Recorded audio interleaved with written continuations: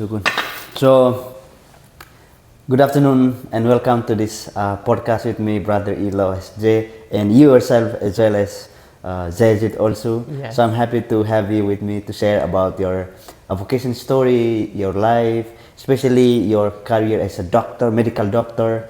Then it's very interesting for me and for others to know why you leave this very important career to enter Wow. the Society of Jesus. So once again, welcome. Good afternoon. Thank you. Salamat, terima kasih, gracias, I don't know, whatever. So, Obrigado. Muito obrigado. And Bem-vindo good para esta sessão com... Eu quero falar português, não falo todo dia. So, anyway, I'm Lorenzo, and I'm from Italy. Now I am 33 years old, so I'm very old. But, but young inside. But young inside. And yes, I left medicine and to join the society when I was 26 years old. So it's already 7 years, more or less, that I'm in the society. So what inspires you to leave your career as a medical doctor? So actually, just to clarify, I always say because,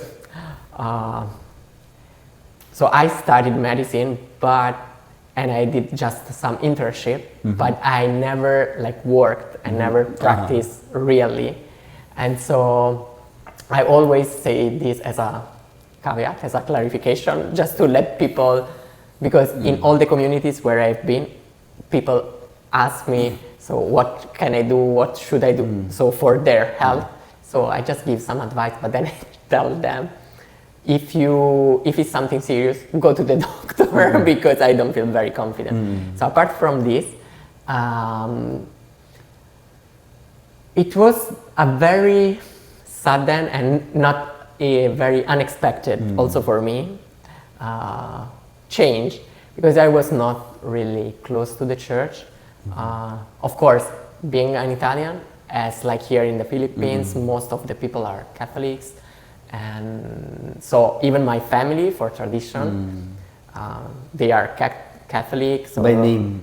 Yeah, in the sense they baptized me, so I went to catechism, but my parents are not going to the church, and they don't go to mass. And I remember when I told them that I was joining this Jesuit, my mom started crying and shouting and say, "Oh, you cannot do this to us. We don't believe, we don't go to mass." Anyway, I will reach the point later. So what changed actually, maybe I've always been a person in search for something. So I was restless. It's like you're looking for meaning in life. Yeah, exactly. This is the right word. That I was looking for meaning and purpose, and yes. And I didn't find that in medicine, but this is something personal because many other people find it can be in everything. But for me, I felt that I was not feel fulfilled. I was not feel full. And anyway, it was just by chance, let's say, that I met a Jesuit, but I didn't know who the Jesuits are, and it was not something that I care because I didn't know much about the church, and I didn't want because it was not my priority. But then I was interested, even at that time, in the political situation of Israel and Palestine, the West Bank, the territories under occupation, let's say, and so that now it's even more under the spotlight, maybe after Gaza, but it's a very long history since the creation of the Israel state, even before, anyway.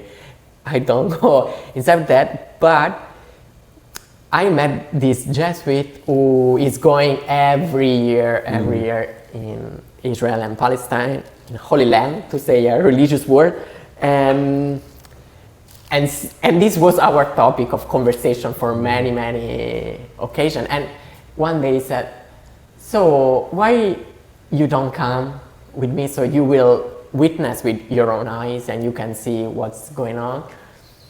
And I've always postponed and say, no, I don't have time, I have to study or something like that. But then it was my last year, and actually it was just a few months before my graduation, and I told myself, okay, maybe if I don't take the chance now, maybe then it will be very difficult to have 3 weeks free from work and to be able to go. So I said, you know what, I enjoy traveling, so the worst scenario is that I'm just doing another traveling. But I was not interested in faith or something.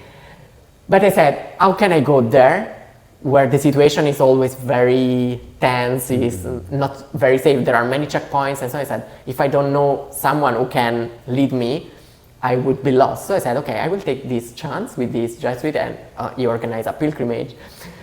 And actually I remember when I received an email with some details, information, and some suggested items to bring, so like clothes, but there was also a personal notebook and the Bible. And I said, no. I felt like he cheated me. But of course, I should have expected that because I was going in a religious pilgrimage. Anyway, so this is just to set the basis that I was not looking for that, but I think it's a personal experience. So what we did, it was traveling around Israel and Palestine, so among the biblical sites, and so connected with the history of Israel, of the Bible, and also of the Gospel of Jesus. And in each places, there were 3 Jesuits, and they were giving some insights, some input, connected that story with our life, with the present, the current life, and they just gave some time of silence to reflect, to meditate. I don't know what happened, but it was the first time maybe, or that I felt that those stories and those, they were speaking to me. So they were saying something meaningful for my life. I was so shocked, maybe so surprised. I would have said, okay, I feel something different. I was feeling alive, maybe this is the word.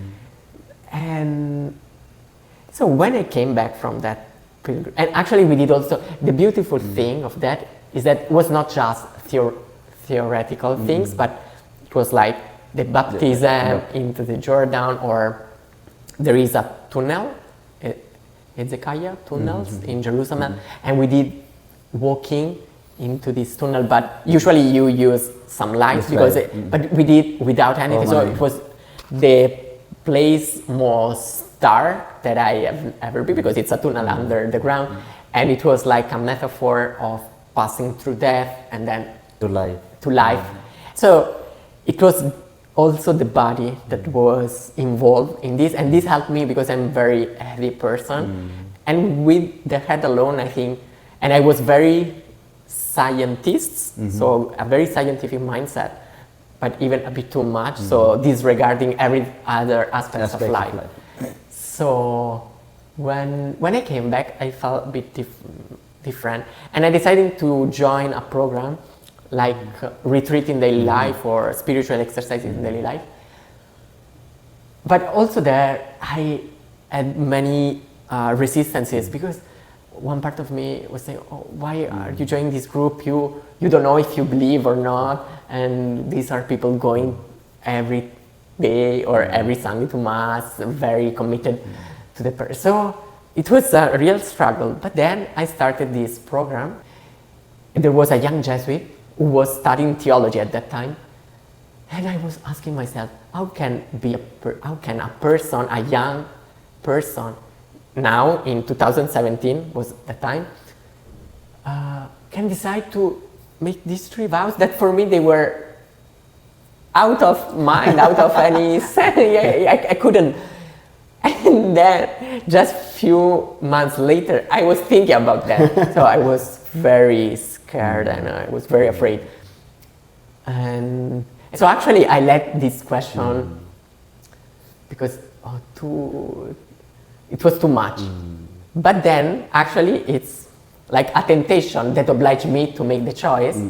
It's a good temptation in the sense that the professor with whom I did my thesis, so my supervisor of my thesis, I did a research in neurophysiology because I was interested in research, in mind, and anyway. This professor proposed me to do a PhD in neurophysiology, where I was studying in Bologna.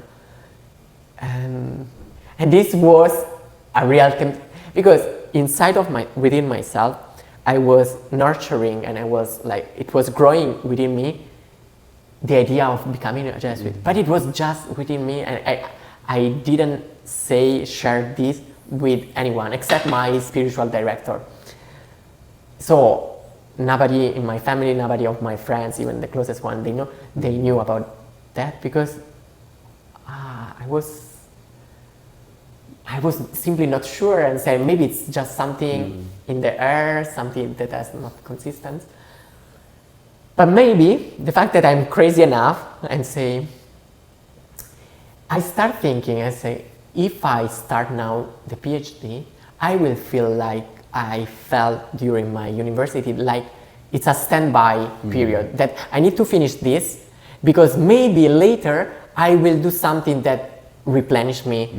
And so I was seeing the PhD in the same way. I said, it's not something that is really what I want to do, but I said, oh, maybe it can open me many possibilities later. But then I did something on my own, but then later on I discovered that St. Ignatius suggested, anyway, it is like I said, if I will die in a few months, but it was a very energizing thought. I said, if I die in a few months and I had started the PhD, I won't be fulfilled. I won't feel full. And I said, if I start this other path of which I don't know anything, and that is against what I think, my past and everything, but I was feeling something, a good flavor, a good savor. I think this is the discernment of the spirit. It's not about morality. Before morality, it's about flavor. About taste. No? About taste, yes. So I mean, you mentioned earlier about the happiness. Now you really search for meaning in life and happiness in life. So and you pursuing your studies as a medical doctor. So of course we have planned. If you get to work and get a lot of money, it's a good career. I mean, I may say that. And then you find it's not happy for you. So what happiness do you really search for at the time?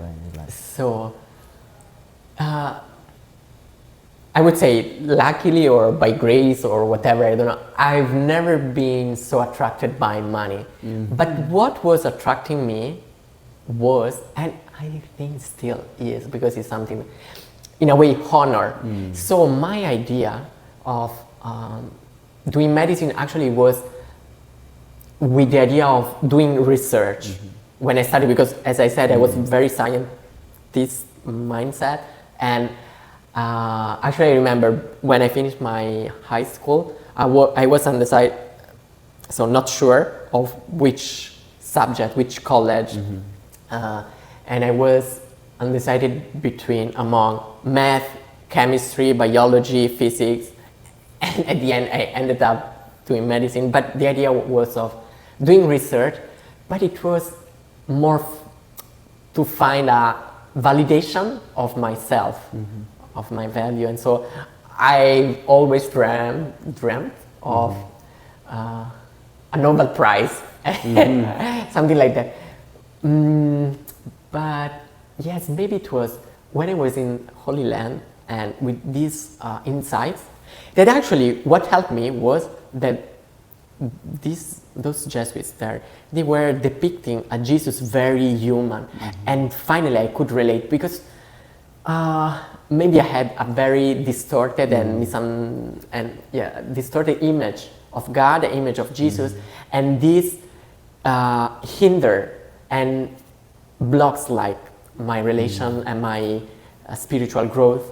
But there, I discovered a Jesus fully human, and I said, oh, maybe, why not living a life like him? So without searching for money, for wealth, without searching for honor, and without searching for power.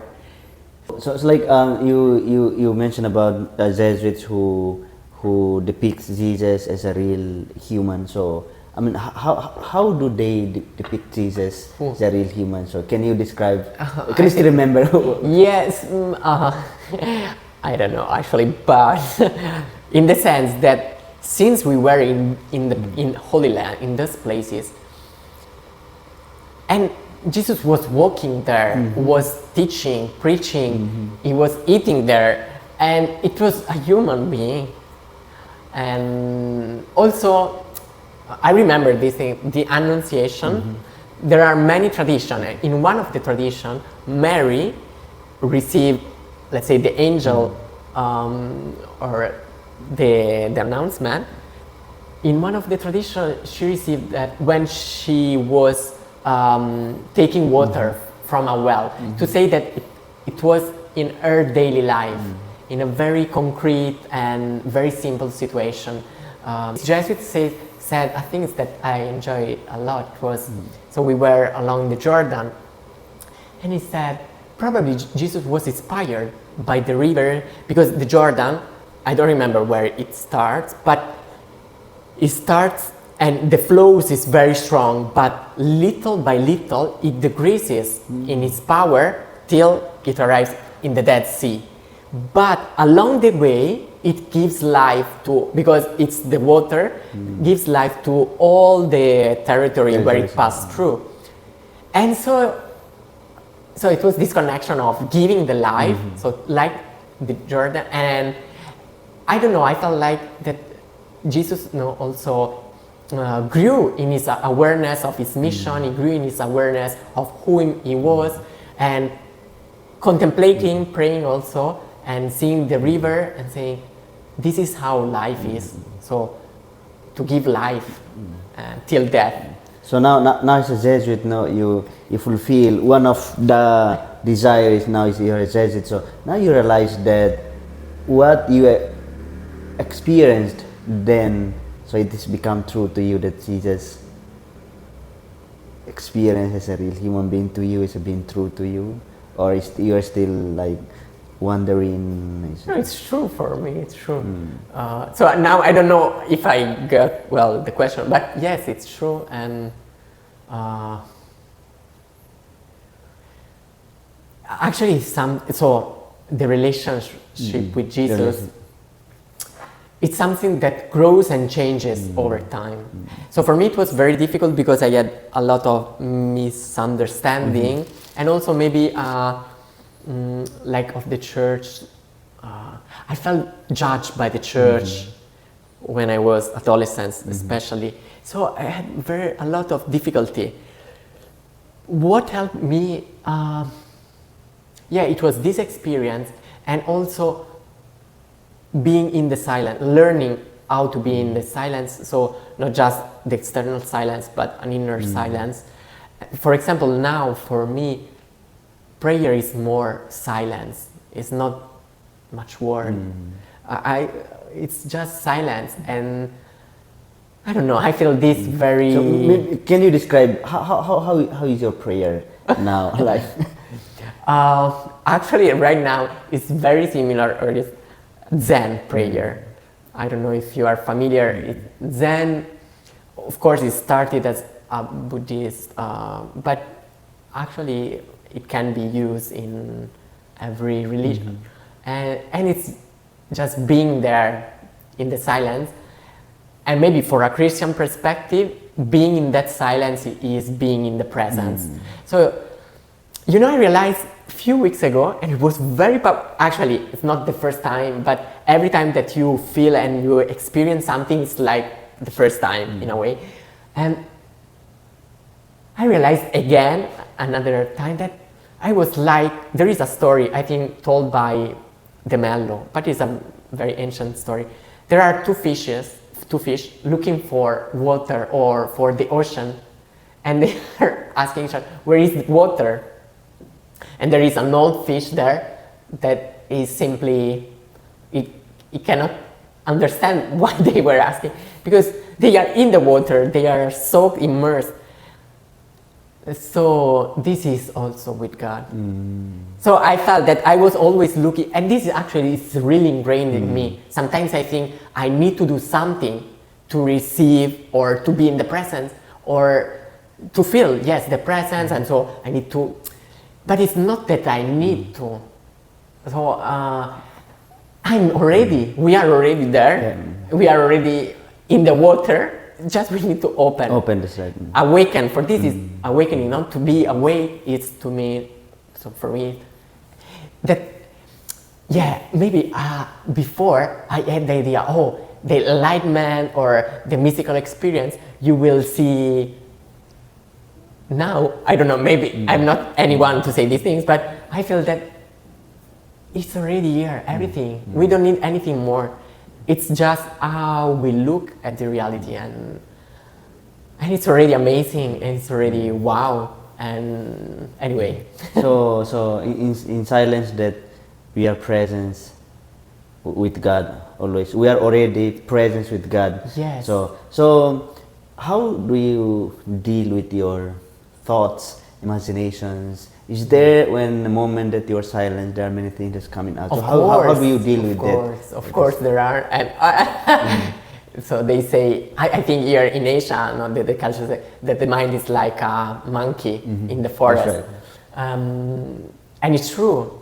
And it's true because especially when you try to settle down, to be still, you realize, you become aware of how many thoughts we have, and usually we are not aware.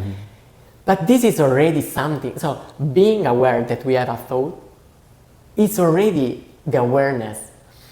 What I want to say is that we don't have to reach a point where we don't have any more thoughts, because in that way we are again in the same, reaching something. We are already here now in the present, and so you are aware and not judging, because usually what shortcut us is that I say, oh no, I'm judging, and so it's an endless cycle. But if you are okay, it's arising a thought. Actually, it can be also good, no, why there is this thought, and this is amazing. Actually, I think it's also ignition, discernment. It's that we can. No, I had a very powerful experience after an 8-day retreat, where I could see the thoughts coming, and I could decide, not anymore, but I could decide, I say, okay, I don't want this, it's not I don't want, I say, okay, thank you for coming, but I won't follow you. Because most of the time, we follow the thoughts, the thoughts are controlling us. So, and for this, the examining is so important, because it's a moment where we realize why I was feeling so, I don't know, so sad, and we realize, there was this thought that entered somehow. Anyway, it's a very long discussion, but just follow the breathing, breath, and don't judge, and say, okay, it's all right. So not like be a hunter that as soon as he sees a thought, he wants to show. No, it's like, embracing. It's like, yeah. So now you, as a Jesuit, now you start theology, soon to be a priest. So do you find your happiness now that you long before? Is it now the Jesuit? Is it true that you find? So short. Sure. Okay. Yes, but yes, and in the sense, yes, yes. The shortest answer is yes. But I want to say but, because it's not so taken for granted. Because sometimes, even in a Jesuit life, even in a religious, we can start doing things. How do you say in English? Like just like a routine or constant. Yeah, and we lose then meaning, and then we lose also the happiness, because happiness is not just something that, wow. It's in the everyday life. It's in very simple things. For this, I enjoy a lot Zen because it helped me to unite two words, I would say. So to unite, to live the reality that it's the only one that exists, but sometimes before and even now, I have like the mindset of there is a spiritual life, there is the concrete life, and like they struggle or they are not integrated. And when drinking becomes a spiritual act, like swimming, like playing futsal, playing whatever, and of course, you need silence, and so I don't want to diminish the spiritual practices because they are important, because it is, I think, what opens us and it awakens us to the reality. But I don't think it's two separated words. Anyway. So how is your relationship with Jesus now? It's more closely intimate? How? Yeah, this is a difficult question because now that I'm, we'll say the silence. So sometimes I wonder and say, oh, maybe I'm not so close to Jesus, but I think it's the opposite.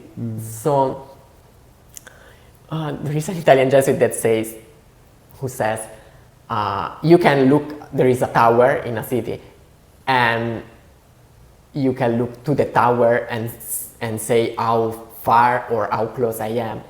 But when you are in the tower and you look from that standpoint of view, it doesn't make any sense to ask how close or far I am, because it's like changing the perspective.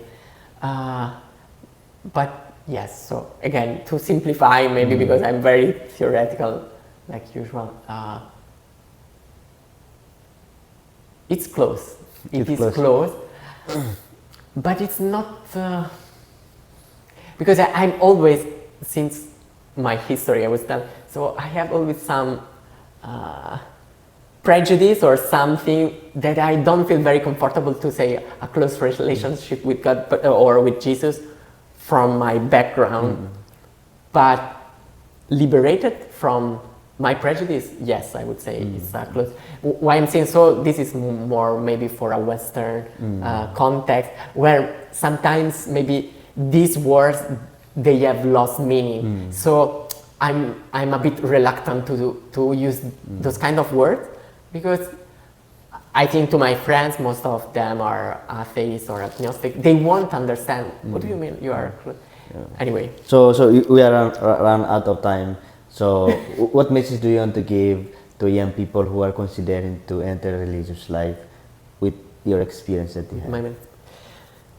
My message is to trust, first of all. Trust the flow, I would say. Yes, to be a bit unconscious in this way, in the sense of trust and do this leap.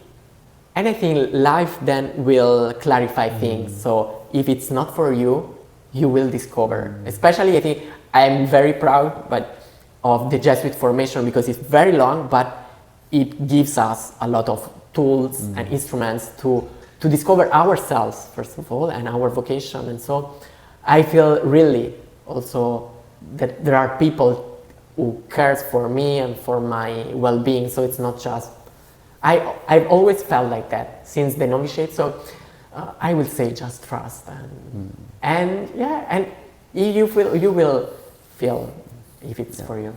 So thank you very much for your presence, for your experience, insights, knowledge that really will help me and others to know more about you, especially through your experience, and help us to come closer to God and trust in God and let God decide what is good for us. So thank you very much for your presence. Thank you. Obrigado. Muito Terima obrigado. kasih.